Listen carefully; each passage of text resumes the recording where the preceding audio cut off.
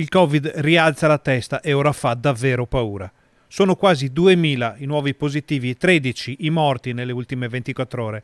L'ultimo bollettino regionale sul coronavirus riporta il Veneto ai tempi bui dell'autunno scorso.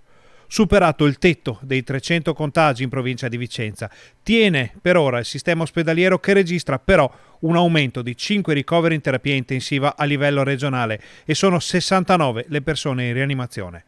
Fra Bassano e Sant'Orso sono 29 ricoverati positivi in area non critica e 5 quelli positivi in terapia intensiva. La buona notizia è che dall'annuncio dell'apertura delle prenotazioni per le terze dosi agli over 40 c'è stato un boom, con oltre 106.000 persone che si sono iscritte alla piattaforma regionale in poche ore.